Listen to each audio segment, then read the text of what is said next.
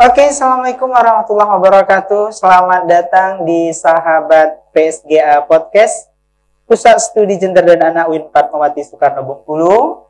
Ciptakan ruang aman bagi semua. Baik, bersama saya Mas Haripin. Pada sore hari ini kita akan berdiskusi bersama salah seorang narasumber. Telah hadir bersama kita di sini, Ibu Dahniar Andriani. Iya. Aktivis perempuan, aktivis dari Perempuan Aman, Aliansi Masyarakat Adat Nusantara, dan juga sebagai salah satu anggota dari Perkumpulan HUMA, Hukum Masyarakat Adat.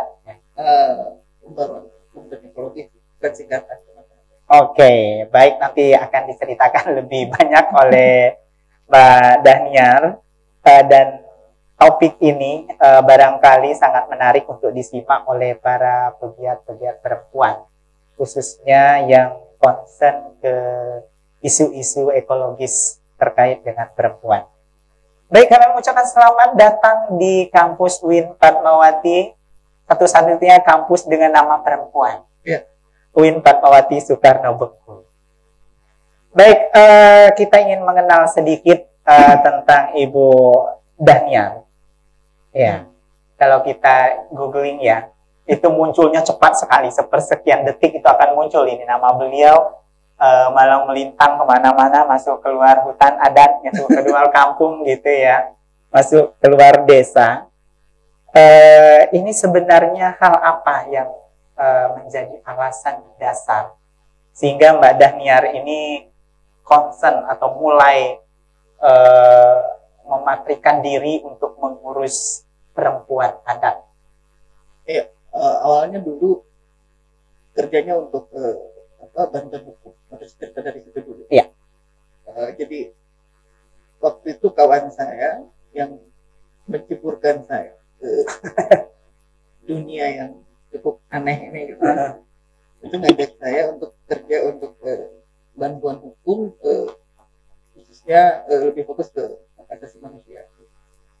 Nah, waktu itu sebenarnya background saya kalau dari mahasiswa, sebenarnya saya itu kan kerja di pers, di jurnal. Yeah. Jadi mahasiswa. Jadi waktu itu memang ada kejenuhan. Terus aku sampai kesempatan ini kalau bicara HAM, urus peluru nggak sih? Urus orang kan? Enggak, lu nggak urus itu. Nah, oke deh, mau. Nah, mau urus itu, urus hak asasi manusia, kemudian diajak mengurus masyarakat adat. Itu saya juga ada resisten juga karena ketika saya kuliah di Fakultas Hukum, belajar hukum adat itu nggak menarik. Iya, kurang seksi ya.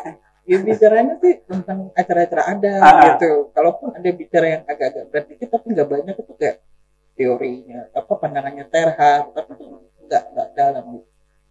Tapi kemudian saya dibilang gini, itu tidak akan sama seperti kalau teman di sekolah. Jadi saya diajak ke kampung, tidak diajak baca buku, diajak ke kampung-kampung yang kebetulan ada di Sulawesi Tengah. Di situ saya ketemu dengan beberapa komunitas, banyak orang yang mengatur kampungnya itu dengan kearifan lokal yang mereka miliki. Itu satu. Jadi gimana cara mengurus hutan dan perlakuan mereka dengan alam itu betul-betul yang sempat aku temui, itu tidak menjadikan alam sebagai sekedar sumber pemenuhan kehidupan keseharian, tapi alam juga adalah makhluk ciptaan Tuhan yang harus dijaga dan harus dipastikan keberadaannya secara tertentu. Jadi dia sudah pikir masa depan sebenarnya, tapi dengan masa depan. Itu satu. Kedua adalah yang saya temui ketika di kampung-kampung itu agak beberapa kampung agak susah melihat bagaimana keterlibatan perempuan sebenarnya dalam aktivitas sosial politik di kampung gitu ya, keputusan dan sebagainya. Di kelompok masyarakat adat itu, walaupun kini harus kita pilah-pilah lagi nih, karena ada juga itu tidak seperti itu. Tapi yang saya temui waktu itu adalah bahkan ada yang tinggal cerita gitu. Dia tersingkir dengan mohon maaf, saya tidak usah menyebutkan agamanya apa, bukan hanya satu agama, beberapa agama begitu masuk, peran-peran itu jadi berkurang. Nah, jadi aku lihat itu yang ini perempuan itu menjadi pertama perempuan itu adalah perpustakaannya komunitas. Jadi banyak sekali pengetahuan terkait pengelolaan pertanian, terkait tradisi pengobatan, terkait bagaimana kebiasaan itu yang nyimpan perempuan. Jadi kalau mau tahu ini tanya ke perempuannya. Kemudian ketika ada proses persidangan ada kasus apapun itu waktu itu kejadiannya di daerah Takava. Kalau Takava itu sebenarnya satu wilayah adat yang ada di Pegunungan Sulawesi Tengah, dia melintasi dua provinsi Sulawesi Tengah, Sulawesi Barat, dan sebagian juga wilayahnya itu semuanya masuk kawasan hutan negara. Jadi sebenarnya kalau di undang-undang kehutanan kalau masuk di kawasan hutan negara itu menjadi sesuatu yang ilegal buat orang luar. Nah, mereka itu masih mempraktekkan ketika ada peradaban adat secara terbuka, ketika perdebatan begitu panas, keputusan bisa diambil. Biasanya yang akan diminta untuk memberikan pendapat itu perempuan. Nah, ada di tempat lain di Sulawesi Tengah juga seperti itu. Jadi, ketika perempuan, tapi itu sudah mati, sudah tidak ini lagi, terus lagi. Tapi ketika itu masih berlangsung, ketika ada perdebatan adat, perempuan fisik tidak muncul. Tetapi ketika para hakim itu akan mengambil keputusan, maka perempuan yang ada di sebelah dinding itulah yang dijadikan tempat untuk berkonsultasi. Ini situasinya ini misalnya seperti apa. Jadi yang didengar itu bukan di perempuan. Jadi sebenarnya ketika kita masih saat sekarang bagaimana berjuang untuk bagaimana melihat peran perempuan yang memutuskan, sebenarnya praktek arifan lokal kita sebenarnya sudah lumayan banyak. Nah dari situ tuh kemudian pertama tadi itu mereka itu menjaga alam masyarakat, bahkan perempuan karena dia kalau hutan hilang pengetahuan perempuan itu juga hilang. Nah itu yang kemudian walaupun bertahun-tahun saya tidak spesifik misalnya perempuan, tapi itu kemudian jadi indikator kalau mau memastikan misalnya hutan tetap ada, termasuk hutan ada, cek aja peran perempuan dalam komunitas itu seperti apa. Karena untuk makan mereka ngambilnya dari hutan, pakis-pakisan, rebung segala macam kan dari hutan. Bumbu-bumbu obat-obatan itu dari hutan. Kalau dia itu hilang, maka sebenarnya akses dan hubungan perempuan itu pasti akan hilang. Makanya saya bilang kalau sering ketika bicara soal hutan adat, salah satu indikator yang sebenarnya waktu saya itu kita dorong untuk ada adalah pastikan peran perempuan. Daripada kita sibuk menghitung ada atau ada, ini loh, ada kelompok komunitas yang sering dijadikan tukang bikin kopi dan teh di belakang gitu ya, ada acara. Ini sebenarnya yang punya punya peran yang cukup signifikan untuk kita mulai melihat hutannya dijaga atau tidak. Itu kalau ditanya kenapa tertarik karena pelajaran nyata sih. Beranjak dari situasi nyata yang dilihatnya. Ini ada aman, ada perempuan aman. Nah, ini secara keorganisasian mungkin populernya aman gitu ya. Sementara yang perempuan aman itu tidak terlalu banyak menjadi perbincangan. Nah ini yang perempuan aman ini kalau di dalam aman dia seperti apa posisinya? Perempuan aman itu salah satu organisasi saya.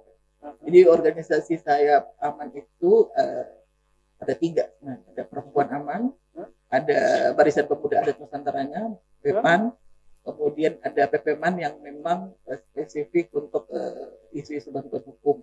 Nah, kalau perempuan aman ini sebenarnya panjang banget nih namanya, Persekutuan Perempuan Adat Nusantara Aman, didirikan di Tobelo. Jadi sebenarnya historisnya atau sejarahnya melihat bagaimana sudah masyarakat adat adalah kelompok minoritas dan termarginalkan. Terus ada perempuannya lagi yang sudah double berarti dia termarginalkannya. Kalau di kami di Perempuan Aman adalah bukan hanya termarginalkan secara eksternal, misalnya ada undang-undang apa atau ada aturan apa gitu, tapi di dalam sistem di keluarganya yang paling kecil sosial dia juga mengalami tekanan yang sama. Pertama, sebagai masyarakat adatnya sudah termarginal, di dalamnya sebagai perempuan dia juga oleh masyarakat adatnya sendiri, oleh aturan-aturannya juga termarginalkan. Nah, ini gerakannya Perempuan Aman ini dia arahnya kemana? Bagaimana meningkatkan kapasitas perempuan adat untuk terlibat dalam proses bukan hanya proses politik, proses ekonomi yang ada di komunitasnya gitu.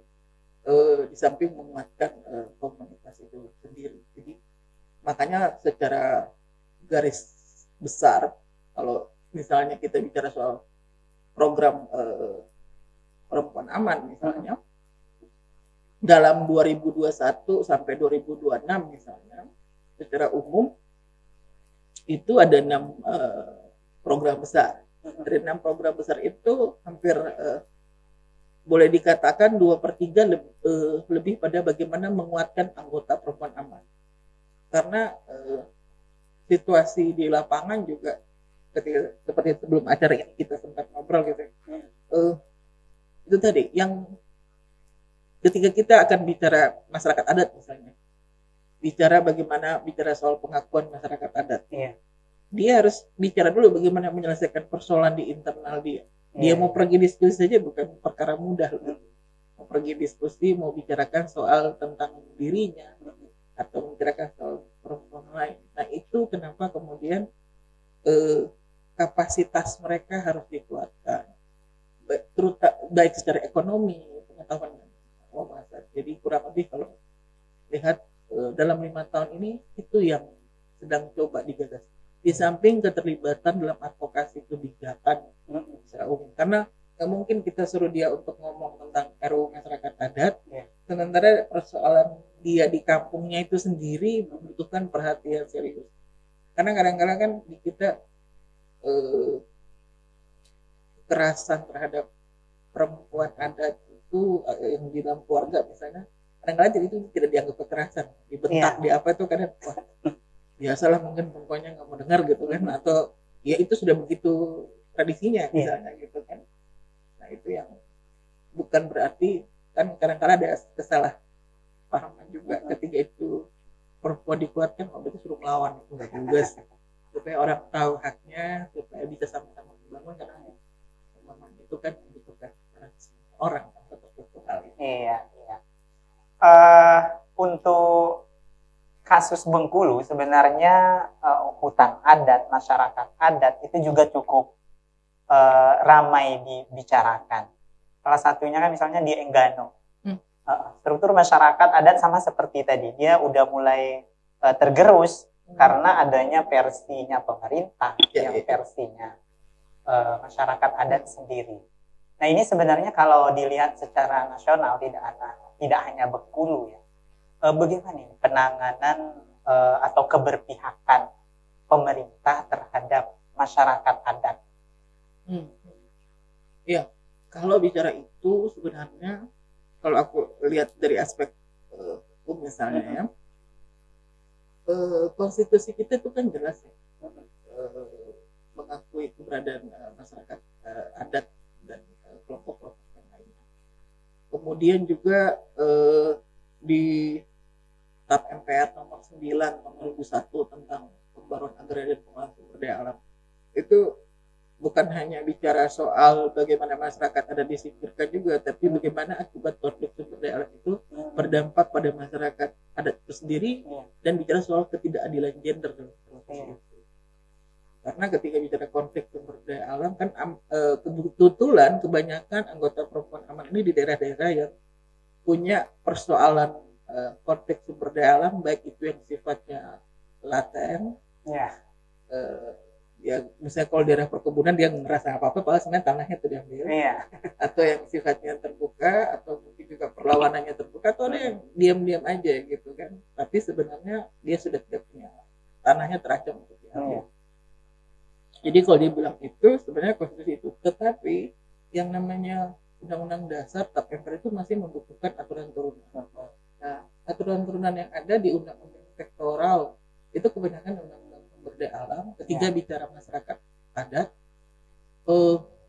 syarat politiknya lumayan kuat.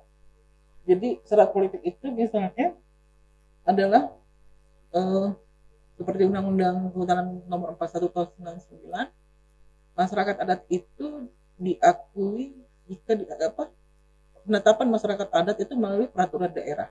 Iya. Ya kan? Kemudian di Permendagri 52 yang mengatur pedoman atau tata cara masyarakat adat, kurang lebih seperti temanya, itu mempersyaratkan produk hukum daerah, baik itu surat keputusan kepala daerah ataupun perda. Jadi kalau masyarakat adatnya misalnya secara ini ada di satu kabupaten, maka perda pasti. Kalau ada di 2 atau lebih, maka itu perda provinsi. Nah, kalau di SK itu sebenarnya lebih fokus kepada di Permendagri, dia lebih fokus pada surat keputusan. Nah, secara tahapan perda itu kan keputusan politik, ya kan? Jadi kita bisa bayangkan tuh Pak, kalau masyarakat adat hendak diakui dirinya untuk bisa mendapatkan haknya, yang tempat tinggalnya jauh di pelosok hutan, gitu ya, dia harus ke ibu kota, kabupaten lah, nggak usah ibu kota provinsi itu, untuk memperjuangkan hak. Nah, perda itu tidak ada yang seperti kita mau ngurusin gitu, atau urus KTP aja bisa 1 bulan lebih gitu baru keluar kan, apalagi urus perda. Perda saya ambil contoh salah satu perda yang terlama yang saya tahu prosesnya, Perda Kasepuhan di Kabupaten Lebak, Provinsi Banten. Itu lebih dari 10 tahun prosesnya. Dan kalau kita menghitung berapa duit yang itu, mungkin sudah berapa miliar gitu bolak-balik gitu kan. Bayangkan kalau komunitasnya entah di mana gitu ya, dan dia tidak tahu bahwa ternyata dia punya hak atas, mungkin kalau masyarakat adat pikirnya ini kan saya tinggal di sini, saya bisa mengelola saja. Padahal aturan di negara ini, tinggal belum tentu kau sah di situ walaupun kau sudah sekian turunan di situ. Ya kan? Nah, itu menjadi persoalannya. Jadi ketika sudah diakui pun, itu bukan serta-merta dia bisa dengan mudah mengakses wilayah itu tadi. Makanya kayak kasus misalnya kayak isu kayak program hutan adat yang masuk dalam salah satu skema perhutanan sosial itu, perda ada, hanya mengakui si subjektivitas masyarakat. Tetapi ketika bagaimana dia mengakses, entah itu hutan, entah itu sungai atau apa, jika itu masuk di kawasan hutan negara, maka itu ada mekanisme lain lagi. Dia harus bermohon pada menteri. Nah, aku membayangkan kalau semakin panjang ceritanya. Nah, lagi-lagi terus kita tanya, perempuannya di sebelah mana? Nah, kamu bayangkan, hampir sebagian wilayah masyarakat adat itu ada di kawasan hutan negara yang dia ilegal.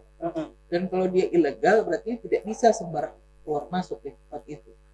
Nah, perempuan itu kan nilai kebutuhannya dengan hutan lumayan. Jadi yang sempat saya bilang, mau ambil bahan makanan, buat anyaman aja kan, pandan hutan itu kan namanya kawasan hutan. Nah, kalau dia masuk situ ketemu polisi hutan, bukan urusannya repot lagi, padahal cuma mau ambil, dibilang penjara gitu ya. Nah, ya. Atau misalnya kebun dari zaman nenek moyang dia sudah biasa keluar masuk di situ gitu. Nah, itu jadi persoalan. Jadi mereka pikir nggak apa-apa, tapi buat orang luar mereka bermasalah, dan itulah yang kemudian menjadi pemicu banyaknya kriminalisasi. Jadi sama dengan Permendagri tadi, peraturan menteri dalam negeri ketika bicara soal pengakuan, walaupun disebutkan misalnya wilayah adat yang sebagainya, tapi masih ada prosedur lain lagi untuk mengakui itu. Jadi kalau dia mau bicara hutan, tentu saja tetap harus ada permohonan sendiri. Kemudian ada skema lain yang TORA misalnya, yang ada di Kementerian PRBPN. Nah, itu juga skema yang kalau dia di kawasan hutan butuh pelepasan kawasan hutan. Nah, kawasan hutan itu kalau dilepaskan itulah yang aku bilang, apakah masyarakat adat itu seringkali aku tanya, bukan warga negara Indonesia gitu ya, yang harusnya kan dapat pelayanan sama dong kayak pengusaha gitu ya. Iya mestinya gitu dong kan, dia harusnya pengusaha dapat kemudahan berbisnis, mestinya masyarakat adat dapat kemudahan juga kan, dia kelola hutan nggak sampai habis karena dia akan hidup di situ. Kecuali memang saya juga tidak pungkiri ada juga sekarang ketika dia berhadapan dengan kepentingan ekonomi kan, sejumlah orang-orang tertentu yang mengatasnamakan ada juga bisa melepaskan tanahnya. Aku tidak bilang itu tidak ada, itu ada juga itu. Tapi ketika ada yang memang mau jaga itu, aku pernah bilang, coba bayangkan masyarakat adat itu nggak digaji, kita mengeluarkan APBN, apalagi APBD daerah untuk ngurus hutan, gratis loh. Kalau dia dikasih kesempatan, yang penting kau tinggal situ manfaatkan tapi jangan rusak. Berapa uang negara yang bisa terselamatkan dan bisa dimanfaatkan untuk mungkin bisa dimanfaatkan untuk pembangunan UIN kali ya, bangunannya masih butuh, hutannya tetap terjaga. Benar, karena ada orang yang mau jaga di sana sambil dia manfaatkan gitu kan. Baik Bu Daniar. Kalau mau kita kaitkan dengan kekerasan ya, tadi kita balik lagi. Sebagai masyarakat adat itu dengan label itu sendiri sebenarnya dalam tanda kutip sudah termarginal. Sebagai perempuan di dalamnya termarginal lagi. Kalau kita kaitkan dengan kekerasan, ini perempuan adat dia punya perspektif sendiri dalam memaknai kekerasan itu atau seperti apa? Atau sama gitu ya? Ya, kebetulan perempuan aman itu dari tahun 2020 dari tahun 2020 itu memang juga salah satu yang menjadi fokus mereka adalah bicara soal kekerasan berbasis gender misalnya. Dan itu sudah ada kajiannya juga yang dilakukan oleh perempuan aman, dan menurut saya itu keren karena tim penelitinya itu adalah ibu-ibu masyarakat adat. Jadi tim survei gitu ya, di bawah pimpinan Ibu Arimbi Heru Putri gitu, ya sebagai mantan komisioner Komnas Perempuan gitu. Jadi mereka sendiri mencoba mengidentifikasikan apa itu kekerasan gitu. Dan itu yang aku bilang tadi, membuat mereka mau ngomong tentang siapa saya. Itu tidak mudah. Jadi ketika bicara kekerasan itu harus dicari kata apa ya yang pas gitu. Nah itu tidak mudah juga untuk keluar dari mereka. Jadi sebenarnya ini satu proses yang kalau kita bilang itu seperti living reset ya, satu kajian hidup yang sebenarnya harus diini lagi, sehingga waktu kita menjalankan ini satu kajian di wilayah-wilayah anggota perempuan aman, kita menemukan bahwa kekerasan yang ditemui oleh kekerasan berbasis gender yang dialami oleh masyarakat adat atau perempuan adat itu misalnya seperti ini. Yang dari hasil temuan itu saya ungkapkan ada 3 temuan, ada 5 temuan, tapi 3 diantaranya misalnya keterlibatan mereka dalam kegiatan yang ada di komunitas. Jadi betul mereka ada di kegiatan itu, tapi cenderungnya yang kayak aku bilang tadi itu bagian di kopi, bagian kopi, bagian lengkap penderita lah. Walaupun nama mungkin di struktur ada. Kemudian juga ketika di struktur organisasi, betul mereka ada dalam lembaga adat misalnya, apalagi kalau sudah harus ada keterlibatan perempuan gitu ya. Tapi kemudian posisi mereka itu cenderung pada posisi-posisi anggota, bukan di posisi-posisi strategis yang misalnya seperti Pak Arifin boleh jadi ketua apa gitu ya, atau jadi dia cenderung ke situ. Kemudian juga ketika ada proses-proses pembangunan di komunitas itu sendiri, kalaupun ada perempuan yang terlibat itu lebih pada elitnya. Sementara ketika kita bicara soal gender dan sebagainya, bukan bicara soal hanya sekedar jenis kelamin, kita bicara soal konstruksi sosial. Artinya semua orang itu tanpa terkecuali sebenarnya harus terlibat dalam proses itu.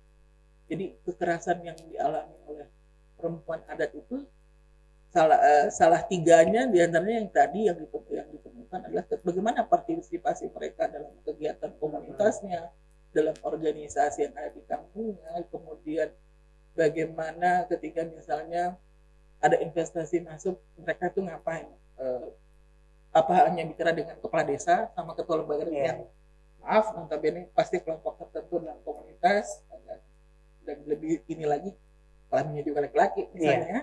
Jadi nggak masalah sih kelamin laki-laki kalau misalnya bisa memperhatikan semua kelompok gitu. Jadi itu yang dari riset terakhir yang dilakukan oleh Perempuan Aman dengan anggota Perempuan Aman. Jadi yang kita kerenkan itu adalah perempuan harus berani bicara tentang diri gitu. Jadi riset itu sebenarnya dipaksa walaupun awalnya kekerasan itu adalah kata yang agak, artinya ketika ditanya kekerasan dia langsung ini juga sih seakan-akan membicarakan sesuatu yang tabu yang kalau bicara kekerasan berarti kita urus rumah tangga orang nih, aib gitu ya. Aib gitu. Nah itu yang jangankan kata kekerasan, kata gender kan udah semua orang bisa dengan oh ya gender itu apa gitu. Kalau pengen tahu kan gender itu apa gitu. Iya. Kalau untuk saat ini tantangan terbesarnya dari Perempuan Aman dalam penyelesaian persoalan-persoalan kekerasan di perempuan adat atau yang dialami oleh perempuan adat itu untuk saat ini apa tantangan terbesar? Kebijakan khususnya peraturan perundangan yang apalagi terakhir ini kan ada Undang-Undang Cipta Kerja yang sebenarnya semakin memperkuat nggak anti dengan namanya pembangunan, tidak anti dengan namanya investasi, tapi tolong perhatikan bahwa semua orang juga menikmati. Ini kan sering kejadian tuh wilayahnya masuk dalam konsesi misalnya, coba tanya di mana bekas penduduk yang ada di sini. Kadang-kadang tinggal itu udah orang lain gitu, bukan juga tidak boleh datang orang lain, boleh aja namanya juga orang cari rezeki gitu. Jadi penduduk aslinya kemana? Dan ketika buka industri perkebunan misalnya, bisa ditanya pekerja awalnya itu siapa? Biasanya kan kalaupun ada penduduk asli, masyarakat adat misalnya ya, dia kan skillnya nggak sama dengan yang dibutuhkan si perusahaan itu. Akibatnya kan dia hanya skillnya ya paling pembibitan. Nah pembibitan berapa lama sih Pak? Ya kan? Atau pas lagi pembukaan lahan. Jadi pembukaan lahan kalau pakai alat gimana? Jadi kekerasan yang dihadapi tantangannya itu. Jadi undang-undang yang terkait sumber daya alam itu kan kemudian memutus mata-rantai relasi antara perempuan dengan lingkungan. Apalagi di kampung-kampung, jangankan yang masih mengidentifikasikan dirinya sebagai masyarakat, kampung yang biasa saja, kampungnya Pak Arifin ya, kalau ada yang lebih kampung lagi, ketergantungan dengan hutan kan begitu kuat. Tinggi. Ya kan, mau pesta aja orang bukan tebang pohon sih, dia kan berranting aja yang dia butuh, pasti cari kayu. Buka kebun aja mau pasang patok-patok itu kadang butuh kayu, tapi dia tidak akan tebang pohon besar gitu seperti itu. Nah, itu yang ketika itu ketika bicara soal kebijakan, maka sebenarnya peran aktif pemerintah dan legislatif sebenarnya untuk untuk serius mengerti bahwa yang Anda lakukan dengan atas nama pembangunan, investasi dan pendapatan itu bukan hanya sekedar berhadapan dengan persoalan lingkungan hidup, tapi ada sepersekian populasi warga negara Indonesia itu hilang. Salah satu temuan di riset itu adalah hilangnya pengetahuan perempuan. Kalau perempuan adalah penjaga pengetahuan atau perpustakaannya komunitas, nah ketika ruang bacanya bukunya hilang, dia ditangkap. Maka hilanglah pengetahuannya. Iya.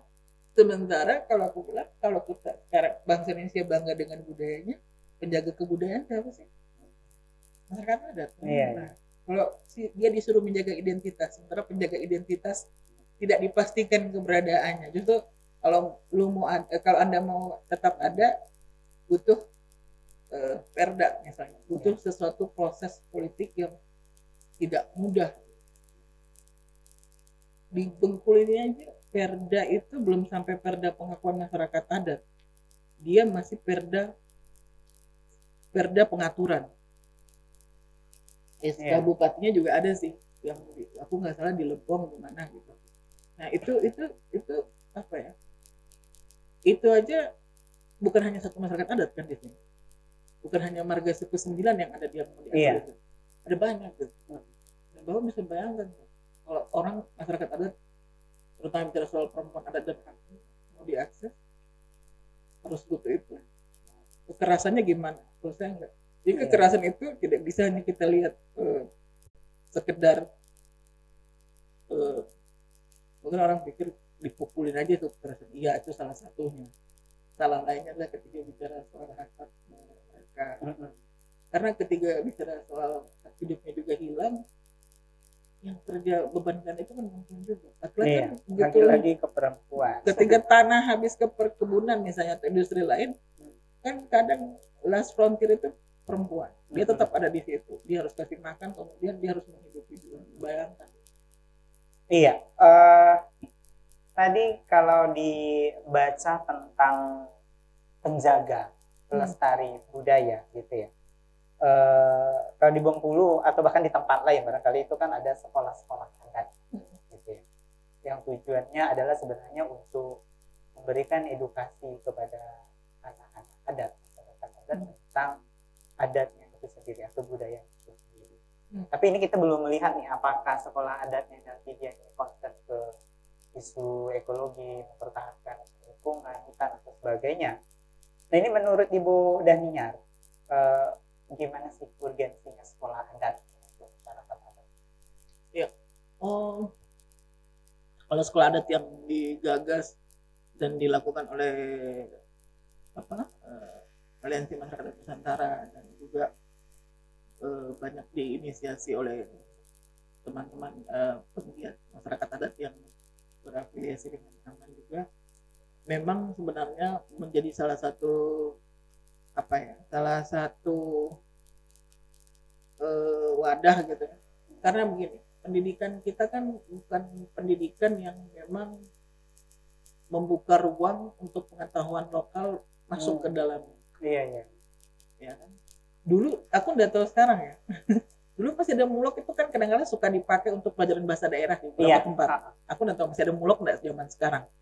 Nah, itu aja bahasa daerah aja. Enggak usah kita nih. Itu kan sudah anak sekarang itu lebih keren pakai bahasa Inggris. Iya. Bahasa lokalnya malah belepotan ya. Hilang. Nah, apalagi kita tidak bisa bilang di wilayah masyarakat aja kan anak mudanya banyak tuh. Pulang dengan pengetahuan baru. Nah, sementara kalau pengetahuan di kampung itu misalnya pengetahuan adat misalnya hanya tersimpan pada orang tua. Bagaimana pengetahuan itu bisa terdisim? Itu juga kan ada salah satu tantangan. Urusan adat itu kadang-kadang urusannya orang tua gitu. Di beberapa tempat mentos gitu. Tapi beberapa kawan di Sumatera Barat justru bilang semua orang sudah terlibat termasuk anak muda. Gitu. Tapi beberapa tempat lain anak muda dan perempuan itu juga terlibat. Sehingga peran sekolah adat itu adalah sebenarnya memberikan ruang untuk bagaimana diseminasi pengetahuan lokal itu bisa terjadi, baik itu bahasa, keterampilan dan sebagainya. Jadi itu ibaratnya membangun fondasi. Jadi tidak apa-apa belajar bahasa Inggris, 10 bahasa asing pun silakan gitu. Tapi ada bahasa kita, ada pengetahuan kita yang juga tidak kalah menariknya untuk dipertahankan. Iya, kan sama aja kan, aku contoh sederhana saja. Australia misalnya, itu sekarang kan dari dulu sebenarnya mereka salah satu mata pelajarannya itu bahasa Indonesia. Jadi bahasa Indonesia itu bukan juga 100% bahasa Australia tahu, tapi setidak-tidaknya hati-hati kalau ngomong nggak bener gitu. Pasti orang mungkin sebelah kita tuh ngerti bahasa Indonesia. Jadi aku ngerinya tuh jangan sampai orang Indonesia terus bahasa Indonesia ke Australia. Karena dia sudah tidak tahu lagi bahasa Indonesia. Iya. Oh ya, kira-kira nih apa peran yang bisa diambil? Sebenarnya bukan untuk perempuan adat saja, bahkan perempuan dalam tanda kutip yang bukan perempuan adat sehingga kekerasan yang berbasis adat itu tidak terjadi lagi. Yang pasti adalah membangun kesadaran bahwa hak manusia, hak dasar semua manusia tanpa terkecuali gitu, untuk bisa hidup, untuk bisa punya pendidikan, untuk berpendapat dan sebagainya, itu yang penting diketahui semua orang tanpa terkecuali. Dan ketika bicara itu berarti kita bicara hak asasi manusia yang tidak ada ruang batasnya sebenarnya. Jadi ketika bicara adat, maka maka adatnya juga harus berham gitu ya, berhak asasi manusia. Jadi kalau misalnya adatnya nyuruh harus tinggal dalam rumah atau kali 24 jam, nggak boleh ketemu ini ketemu itu perempuannya, itu harus dilihat dulu nih adat yang mana nih. Karena seringkali orang berselubung adat, tapi sebenarnya adat aslinya nggak seperti itu. Gitu. Itu yang gue bilang jangan, atau apalagi kalau adatnya udah ditempel lagi dengan nilai agama kan, ketika tempel agama orang takutnya surga neraka, agama apapun itu pasti urusnya ke sana gitu kan. Ini dibuin aku ngomong ini. Nah itu maksudku, jadi paling penting adalah membangun kesadaran. Kemudian secanggih apapun undang-undang atau produk hukum itu kalau tidak dibarengi dengan kesadaran, karena kesadaran itu akan mulai dari unit sosial yang penting, dari keluarga, dari sosial kita gitu. Itulah yang akan membantu kita untuk bagaimana secara bersama menghadapi yang namanya kekerasan. Karena seringkali kan ketika menurut kita itu kekerasan, tapi menurut si korban itu bukan kekerasan, kalau yang ngajar gitu. Kamu nggak taat sama suamimu sih, nanti dosa gitu kan. Aduh. Jadi itu yang menurut saya yang paling penting. Kemudian sehingga perempuan penting untuk mendapat edukasi yang maksimal, dibuka ruang belajar di ruang pendidikan dalam bentuk apapun. Dan juga adalah, nah ini yang selalu jadi masalah, kekerasan ketergantungan ekonomi itu kadang-kadang membuat perempuan jadinya bukan kelihatan kerja gitu. Ini manut gitu ya. Nah itu juga sebenarnya pemberdayaan ekonomi bagi perempuan jangan dilihat bahwa itu sekedar perempuan buka warung gitu kan. Tapi sebenarnya membuat dia punya mandiri juga, bukan buat melawan, tapi kalau itu kan bisa, kalau rumah tangga kan setidaknya bisa membantu rumah tangga dia juga, bisa mensejahterakan mereka juga gitu. Jadi pendidikan ekonomi itu penting mengatasi itu ya, di bagian di samping sebenarnya kebijakan itu penting juga. Iya, itu di samping supaya tidak terjadi. Kemudian kalau dilihat sebenarnya pemicu, pemantik atau apa bahasanya, pemicu semakin kuat atau semakin banyak gitu ya. Kecenderungannya kan selalu gitu, meningkat ya, bukan menurun gitu ya. Kekerasan itu pemicunya gimana? Sumber akar masalahnya kekerasan di masyarakat adatnya apa? Apakah karena adatnya itu sendiri, atau karena tadi adanya regulasi dari luar yang tidak berpihak, relasi kuasa tidak sehat, gimana? Iya, ada juga yang pasti orang pasti akan melihat ada juga adat yang tidak memberikan ruang. Di beberapa tempat malah pasti ada kritik ketika terjadi kekerasan, misalnya pemerkosaan atau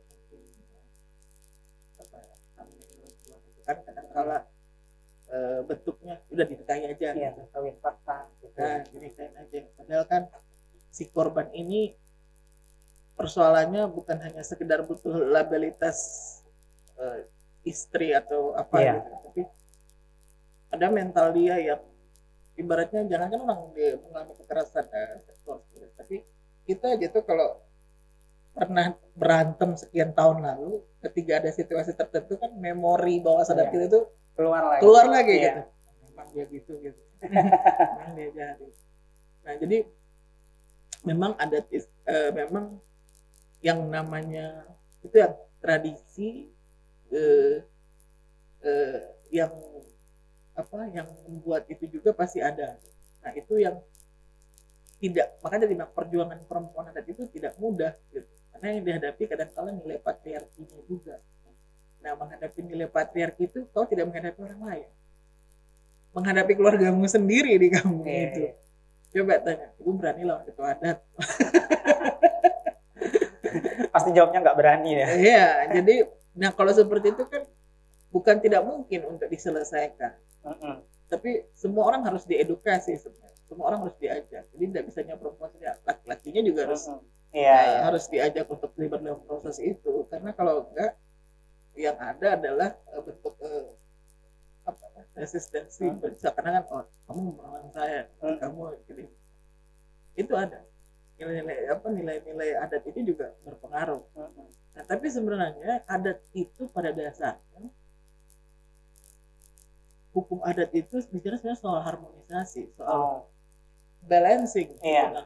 Nah, persoalannya kalau ada bagian dari komunitas itu yang tidak balance, artinya tidak seimbang. Ya. Nah, kalau dia tidak seimbang, artinya tatanan hidup yang baik tidak tercapai. Kan esensinya di situ. Dan adat itu sebenarnya dinamis. Jadi makanya ketika ada adat yang sepertinya tidak dinamis, kita harus menelisik lagi ini ada yang dipraktekkan sama dia. Jangan sampai itu ada dipelintir juga di tengah jalan itu. Bukan aku bilang tidak ada adat yang seperti ditanyakan tadi, itu ada juga, tapi lihat lagi kenapa itu bisa terjadi, kenapa itu menjadi ruang pemicu, misalnya kekerasan terhadap perempuan atau kekerasan terhadap anak misalnya. Itu harus dilihat lagi apa sebab, apa yang adat seperti apa yang dimaksud, karena pengaruh nilai luar juga lumayan kuat ketika pemilihan adat itu terjadi. Jangan lupa kita di Indonesia kan pernah ketemu yang namanya undang-undang pemerintahan desa nomor 5 tahun 79, penyeragaman desa se-Indonesia, dan itu otomatis yang namanya nilai lokal kan ikut terdampak. 579 sampai tahun 99 lahir undang-undang 22. Berarti berapa tahun? 20 tahun. 20 tahun, 2 dekade. Selama 2 dekade itu identitas itu dihancurkan. Nah, belum nilai lain yang masuk. Zaman kolonial itu sudah masuk sebenarnya, nilai pendidikan Belanda dan segala macam sudah masuk. Nah, pasti bilang, kamu kalau udah masalah itu berarti orang yang masih tinggal di pohon, nggak juga sih. Atau nggak boleh pakai celana jeans ya. Jadi kalau masyarakat adat itu identik sesuatu yang jauh banget gitu ya. Iya, nggak boleh pakai celana jeans. Saya sempat ditanya loh, ini penjelasan kan saya. Masyarakat adat yang kamu ngomong itu, saya sudah pergi ke tempatnya dan bilang, oh iya bagus apa? Saya coba lihat gitu, berarti saya nggak bohong sama teman saya. Itu kok ada Alfamart dan misalnya, ada Indomart gitu di sana gitu. Terus apa ada yang tinggal di pohon ya masyarakat itu? Memang masyarakat adat harus sampai tinggal di atas pohon. Nggak boleh pakai celana jeans, nggak boleh pakai apa gitu kan, boleh aja gitu kan. Yang penting kan bagaimana prinsip esensi dasar mereka terhadap nilai yang mereka ambil itu tetap. Ya. Jadi kalau kita tadi balik ke pertanyaannya, maka adat itu juga bisa menjadi satu trigger tradisi. Itu kan sebenarnya tradisi, sesuatu yang turun-temurun dilakukan berulang kali. Sebenarnya kalau balik ke esensi adat itu bicara soal harmonisasi, keseimbangan, balance. Nah kalau itu tidak balance, apakah itu masih mau kita bilang ada pertanyaan kritis? Nah sebelum pertanyaan kita ke masyarakat ini harus siap juga menjawab pertanyaan itu. Karena coba biasanya Pak Arif nih tiba-tiba pulang ketemu masyarakat nasional, ini tidak sesuai loh dengan norma hak asasi manusia dan hak-hak perempuan. Pasti yang ada itu walaupun buat kita semeter gitu Prof. Sako yang ada dimaki gitu kan. Dan terang mau kita adalah ini resistensi pasti ada, kritik pasti ada. Tapi pelan-pelan orang akan mulai belajar untuk bisa mendengarkan sesuatu yang berbeda. Ketika belajar mendengarkan berbeda, pelan-pelan dia akan belajar, oh berarti ada yang nggak benar di tempat saya. Nah, proses itu sebenarnya. Karena kita bersaingnya juga dengan nilai patriarki lainnya yang membuka ruang untuk itu tetap langgeng misalnya. Misalnya kayak perkebunan, ya atas nama pendapatan dan segala macam. Pertanyaannya Bapak, Bengkulu diceritakan tadi banyak investasi perkebunan misalnya. Nah, berapa banyak kontribusi perkebunan bagi pendapatan Bengkulu? Atau di tempat ada perkebunan itu, uangnya kemana? Apakah kaya orang di situ? Atau jangan-jangan dia kelaparan juga, dia cuma hidup atau dia buruh di lahannya sendiri gitu. Nah, pertanyaan sederhananya sih tadi gitu. Artinya tidak anti dengan namanya pembangunan, tidak anti dengan namanya perusahaan. Pertanyaannya, apakah semua orang sejahtera? Kemudian bagaimana dengan perempuan? Karena ketika perkebunan masuk, kekerasan terhadap perempuan itu juga kan Iya.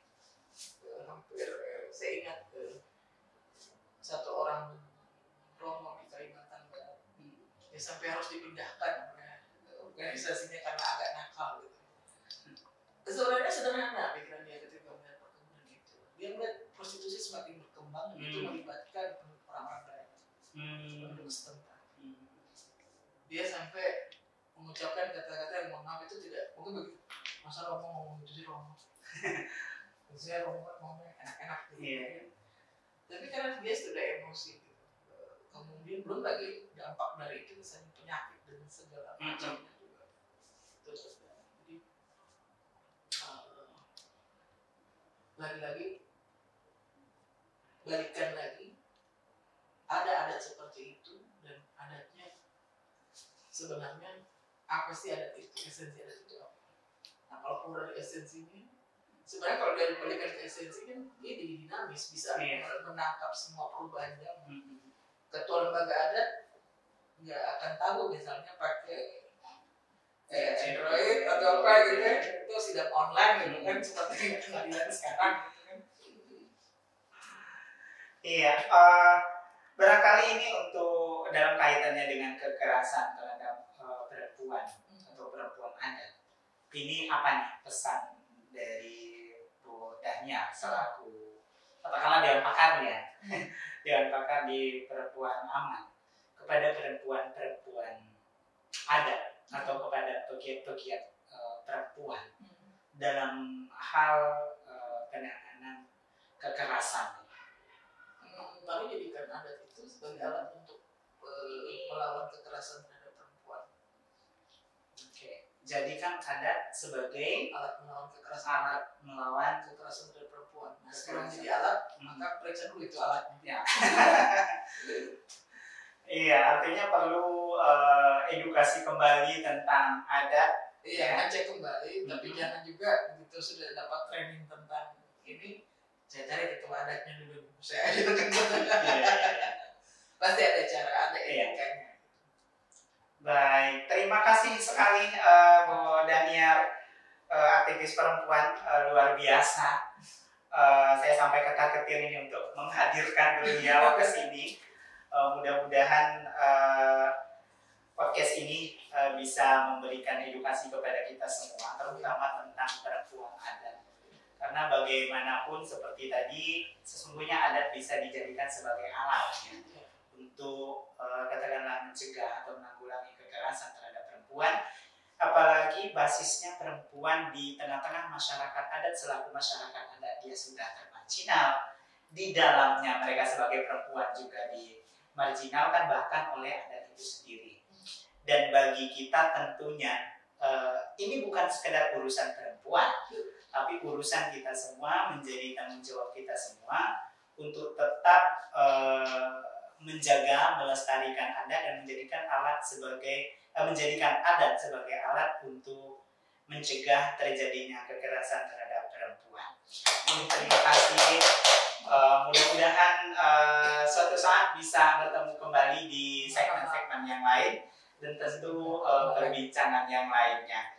Baik, terima kasih sahabat PSGA Pusat Studi Gender dan Anak UIN Fatmawati Soekarno Bengkulu. Ciptakan ruang aman bagi semua. Saya Mas Arifin. Assalamualaikum warahmatullahi wabarakatuh.